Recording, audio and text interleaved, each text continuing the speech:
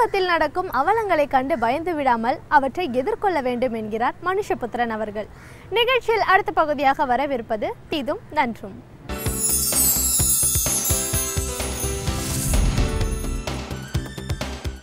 வணக்கம் நண்பர்களே, இன்னும் ஒரு இனிய காலை பொழுதில் தீதும் நன்றும் நிகழ்ச்சியில் உங்களை சந்திப்பதில் மிக்க மகிழ்ச்சி அடைகிறேன். நம்முடைய நாட்டில் சர்ச்சைகளுக்கு பஞ்சமே இல்லை, விவாதங்களுக்கு பஞ்சமே இல்லை. ஒவ்வொரு நாளும் ஏதாவது ஒரு கலாச்சார பிரச்சனை தொடர்பாக ஏதாவது ஒரு சர்ச்சை தொடர்ந்து உருவாக்கப்பட்டு வருகிறது. ஆனால் தொடர்ச்சியாக ஒரு குறிப்பிட்ட இடைவெளியில் மீண்டும் மீண்டும் உருவாக்கப்படுகிற ஒரு சர்ச்சை ஒன்று இருக்கிறது. அதுதான் பெண்களினுடைய ஆடை தொடர்பான சர்ச்சைகள். இந்த சர்ச்சைகள் என்பது பல ரூபங்களில் தொடர்ந்து விவாதத்திற்கு வருவதை நாம் பார்க்கிறோம். பெண்கள் கல்லூரிகளுக்கு எப்படி ஆடை அணிந்து வர வேண்டும், பொது இடங்களுக்கு எப்படி ஆடை அணிந்து வர வேண்டும், ஒரு குறிப்பிட்ட வகையான ஆடைகளை அவர்கள் அணியலாமா அணியக்கூடாதா என்பதை பற்றியெல்லாம் தொடர்ச்சியான ஒரு விவாதங்களும் சர்ச்சைகளும் எதிர்கேள்விகளும் தொடர்ந்து எழுப்பப்படுகின்றன. பெண்களினுடைய ஆடைகளை பற்றி ஒரு சமூகம் ஏன் இவ்வளவு கவலைப்படுகிறது என்பதை என்னால் புரிந்து கொள்ளவே முடிந்ததில்லை. சமூகத்தில் பெண்களுக்கு எதிரான குற்றங்கள் பல இடங்களில் மிகவும் அதிகரித்து வருகின்றன. இந்த குற்றங்களுக்கு பல்வேறு விதமான சமூக காரணங்கள் இருக்கின்றன. ஆனால் அந்த காரணங்களை எல்லாம் மறப்பதற்கும் திரும்ப திரும்ப பெண்கள் அணியக்கூடிய ஆடைகள் தான் குற்றங்களுக்கு காரணம் என்கிற ஒரு பொய்யான ஒரு தோற்றத்தை ஏற்படுத்துவது தான் இந்த சர்ச்சைகளை உருவாக்குவர்களுடைய ஒரு நோக்கமாக இருக்கிறது. அதோடு மட்டுமல்லாமல் இவர்கள் காலத்திற்கு ஒவ்வாத பல்வேறு விதமான பழமைவாத சிந்தனைகளின் அடிப்படையில் பெண்களுடைய ஆடை கட்டுப்பாடு தொடர்பான இராணுவ விதிகளை தொடர்ந்து சமூகத்தில் செயல்படுத்துவதற்கு அவர்கள் விரும்புகிறார்கள். அப்படி விரும்புகிறவர்கள் தான் பெண்களுடைய ஆடை தொடர்பான பல்வேறு விதமான தாக்குதல்களை தொடர்ந்து தொடுத்து வருவதை நாம் பார்க்கிறோம். அப்படி பார்க்கிற போது சமீபத்தில் தமிழகத்தில் ஒரு வாரம் இருமுறை வரக்கூடிய ஒரு பத்திரிகை பெண்கள் லெகிங்ஸ் என்று சொல்லக்கூடிய ஆடை அணிவதை கடுமையாக எதிர்த்து ஒரு அட்டைப்பட கட்டுரையை வெளியிட்டது. கட்டுரை வெளியிடப்பட்டது மட்டுமல்ல, அதுபோன்ற ஆடைகளை அணிந்து வாகனங்களில் செல்லக்கூடிய பெண்களை அவர்களுக்கு தெரியாமல் படம் எடுத்து அதை அட்டைப்படத்தில் வெளியிட்டு தன்னுடைய ஒரு ஆபாசமான இதழியலை அந்த பத்திரிகை வெளிப்படுத்தியது. இது பெண்களிடையே மிக கடுமையான எதிர்ப்பை தோற்றுவித்தது மட்டுமல்ல, அந்த பத்திரிகைக்கு எதிரான ஒரு மிகப்பெரிய இயக்கம் சமூக வலைத்தளங்களில் நடத்தப்பட்டதையும் நாம் கண்டோம். இப்படிப்பட்ட ஒரு சூழ்நிலையில் தான் ஆடைகள் என்பது வாழ்க்கையில் வகிக்கக்கூடிய பங்கு பற்றியும் இந்த லெகிங்ஸ் என்று சொல்லக்கூடிய இந்த ஆடையை எதிர்ப்பதில் ஏதாவது ஒரு அர்த்தம் இருக்கிறதா என்பதை பற்றியும் நாம் யோசித்து பார்க்க வேண்டும். ஆடை என்பது வெறுமனே உடலை மறைப்பதற்கான ஒரு விஷயம் மட்டுமல்ல, அது பல்வேறு சமயங்களில் மனிதர்களுடைய அடையாளமாக இருக்கிறது. அது பண்பாட்டினுடைய வெளிப்பாடாக இருக்கிறது. அது ஒரு கலாச்சார மதிப்பீடுகள் மாறுவதனுடைய ஒரு அடையாளமாக இருக்கிறது. சில சமயங்களில் அது ஒரு சுதந்திரத்தினுடைய ஒரு குறியீடாக இருக்கிறது. உரிமை போராட்டமாக அது இருப்பதை நாம் பார்க்கிறோம். இதற்கு வரலாற்றில் இருந்து பல உதாரணங்களை நாம் சுட்டிக்காட்ட முடியும். காந்தி மிகச்சிறந்த உடைகளை அணிவதற்கான ஒரு வசதியும் வாழ்க்கை பின்புலமும் கொண்டிருந்தாலும் கூட அவர் ஏன் அரை ஆடை அணிந்தார்? அவர் ஏழை விவசாயிகளினுடைய ஒரு அடையாளமாக தன்னை முன்னிறுத்தி கொண்டார். அதோடு மட்டுமல்லாமல் மேல்சட்டை அணியாமல் வயல்வெளிகளில் வேலை செய்கிற விவசாயிகளினுடைய பிரதிநிதியாக தன்னை உருவப்படுத்திக் கொள்வதற்காக அவர்களுடைய ஆடையையே தன்னுடைய ஆடையாக அணிந்தார். அதனுடைய ஒரு அரசியல் அடையாளமாக அவர் பயன்படுத்தினார் என்று சொல்லலாம். அம்பேத்கர் அவர் இந்தியாவில் பொதுவாக ஆங்கிலேயர்கள் மட்டுமே அணியக்கூடிய கோட் சூட் போன்ற விஷயங்களை அவர் பிடிவாதமாக அணிந்தார். அதற்கு ஒரு காரணம் இருக்கிறது. அவர் தலித் மக்களுடைய எழுச்சிக்காக போராடியவர்.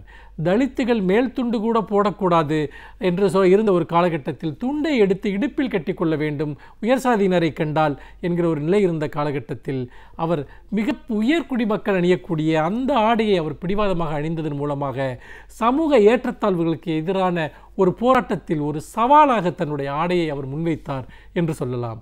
வரலாற்றில் இன்னும் கூட பல ஒரு உதாரணங்கள் இருக்கின்றன. திருவிதாங்கூர் பகுதியில் அன்றைக்கு ஆங்கிலேயர்கள் ஆட்சியில் இருந்தபோது அங்கிருந்த மன்னர் ஆட்சியில் பெண்கள் மேலாடை அணியக்கூடாது என்கிற ஒரு சட்டம் இருந்தது. அப்படி மேலாடை அணிந்த பெண்களுக்கு அதற்காக அவர்களுக்கு வரி விதிக்கப்பட்டது. இப்படியெல்லாம் கொடுமைகள் நிகழ்ந்த ஒரு காலத்தில் மேலாடை அணிவது எங்கள் உரிமை என தோல்ச்சீலை போராட்டம் என்கிற ஒரு மிகப்பெரிய ஒரு போராட்டத்தை 37 ஆண்டுகள் அவர்கள் நடத்தி திருவிதாங்கூர் பகுதியில் அதில் பலரும் பல தியாகங்களை செய்து ஆடை அணிவதற்கான ஒரு உரிமையை பெற்றார்கள். பெண்கள் மேலாடை அணிவதற்கான உரிமையை பெற்றார்கள். இப்படியாக பல்வேறு விதமான சமூக போராட்டங்களோடு இந்த உடை என்கிற விஷயம் சம்பந்தப்பட்டிருக்கிறது. அதே போல ஒவ்வொரு காலகட்டத்திலும் பண்பாடுகள் மாறுகிற போது புதிய உடைகள் வருவதும் பழங்கால உடைகளே புதிய நாகரிக வடிவத்தில் வருவதும் இயல்பான ஒன்று. இதுதான் சரியான உடை, இதுதான் ஒரு ஒரு ஒரு ஒழுக்கமான உடை என்றெல்லாம் உலகத்தில் எந்த காலகட்டத்தில் எதுவுமே வரையறுக்கப்பட்டதில்லை. நம்முடைய தமிழ் பண்பாட்டில் இருக்கக்கூடிய பழங்கால ஓவியங்களை எடுத்து பாருங்கள். அதில் மார்க்கச்சி அணிந்த பெண்கள் தான் இன்றைக்கு அந்த ஓவியங்களில் இருக்கிறார்கள். இன்றைய ஒழுக்க மதிப்பீட்டுகளின்படி அதெல்லாம் ஆபாசமான உடையாக கருதப்பட்டுவிடும். ஆனால் அன்றைக்கு அது இயல்பான உடையாக இருந்தது. உடல் வெளிப்படுவது என்பது ஒரு ஆபாசமாக அன்றைக்கு பார்க்கப்படவில்லை. அதே போல இன்றைக்கும் கூட நீங்கள் பார்த்தீர்கள் என்றால் லெக்கிங்ஸ் என்று சொல்லக்கூடிய, அதாவது உடலை இறுக்கி பிடிக்கக்கூடிய இந்த ஆடை என்பது ஏதோ மேல்நாட்டில் இருந்து வந்தது போன்றும் அது ஒரு நவநாகரிகத்தினுடைய ஒரு ஆபாசத்தினுடைய குறியீடு போன்றும் பார்க்கப்படுகிறது. ஆனால் உண்மையில் அந்த ஆடை கிபி 10ஆம் நூற்றாண்டிலேயே முகலாயர் காலத்திலேயே இங்கு புழக்கத்தில் இருந்த ஒன்று. பெண்களும் ஆண்களும் பரவலாக அந்த ஆடையை அணிந்திருக்கிறார்கள் என்பதை பழங்கால ஓவியங்களிலிருந்து நாம் பார்க்க முடிகிறது. மேல்நாட்டில் கூட போர்க்களங்களுக்கு செல்லக்கூடியவர்கள் அத்தகைய உடலோடு இறுக்கி பிடிக்கக்கூடிய அந்த ஆடைகளை அணிந்திருக்கிறார்கள். இன்றைக்கு இருக்கக்கூடிய நவீனமான உலகில் வேகமாக நடப்பது, வேகமாக செல்வது, ஓடுவது, விரைந்து பேருந்தில் ஏறுவது போன்றவற்றிற்கெல்லாம் அதற்கு ஒரு சௌகரியமான உடைகள் தேவைப்படுகின்றன. அதற்கேற்ப லெக்கிங்ஸ் போன்ற ஆடைகள் இன்றைக்கு உதவிகரமாக இருக்கின்றன. இது எல்லாவற்றையும் அடிப்படையிலேயே என்ன விதமான ஆடைகள் அணிவது என்பது ஒருவருடைய அடிப்படையான உரிமை. அது பெண்களுடைய உரிமை, அது ஆண்களுடைய உரிமை. ஆனால் அதற்கு மாறாக பெண்கள் இப்படித்தான் உடை அணிய வேண்டும் என்று சொல்வது என்பது பெண்களின் மீதான ஒரு கொடூரமான ஒரு கட்டுப்பாட்டை செலுத்த விரும்புகிற மனங்களினுடைய ஆணாதிக்க சிந்தனையினுடைய ஒரு வெளிப்பாடு. இன்றைக்கு கல்லூரிகளில் உடை கட்டுப்பாடு தீவிரமாக திணிக்கப்படுகிறது. அந்த உடை கட்டுப்பாட்டினால் தான் கல்வியை சரியாக பெண்கள் உடை அணியாததால் தான் ஏதோ கல்வியை சீரழிந்தது போன்ற ஒரு தோற்றத்தை உருவாக்குகிறார்கள். ஆனால் இன்றைக்கு உலக தரவரிசை பட்டியலில் இந்தியாவில் இருக்கக்கூடிய ஒரு கல்வி நிறுவனம் கூட வரவில்லை. பல கல்வி நிறுவனங்களில் சிறந்த ஆசிரியர்கள் இல்லை, உள்கட்டமைப்பு வசதிகள் இல்லை. இப்போ பணத்தை கொள்ளையடிக்கக்கூடிய ஒரு மிகப்பெரிய இடங்களாக இன்றைக்கு கொள்ளை நிறுவனங்களாக தனியார் கல்வி அமைப்புகள் மாறிவிட்டன. இதையெல்லாம் சரி செய்வதற்கு பதிலாக பெண்களுடைய ஆடை கட்டுப்பாட்டை வலியுறுத்துகிறார்கள் என்றால் இன்றைக்கு தனியார் கல்வி முதலாளிகளாக இருக்கக்கூடிய பலர் நிலச்சுவார்ந்தவர்கள், சாதிய மனோபாவம் கொண்டவர்கள், பிற்போக்கான எண்ணம் கொண்டவர்களாக இருக்கிறார்கள். அவர்கள் உருவாக்கக்கூடிய கல்வி நிலையங்கள் இந்த பிற்போக்கு மதிப்பீடுகளை கொண்டு வருகிறார்கள்.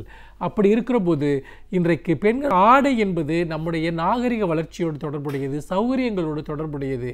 அதை எல்லாவற்றையுமே நாம் மறுத்துவிட்டு பெண்களுடைய ஆடையை இப்படித்தான் அழிய வேண்டும், லெக்கிங்ஸ் அழியாதே, ஜீன்ஸ் போடாதே, டிஷர்ட் போடாதே என்றெல்லாம் சொல்லக்கூடியவர்கள் காலச்சக்கரத்தை பின்னோக்கி திருப்பக்கூடியவர்கள் மட்டுமல்ல, அவர்கள் பழமைவாதத்தினுடைய பிரதிநிதிகளாக இருக்கிறார்கள், பெண்களுடைய விரோதியாக இருக்கிறார்கள், பண்பாட்டு வளர்ச்சிக்கு எதிரானவர்களாக இருக்கிறார்கள்.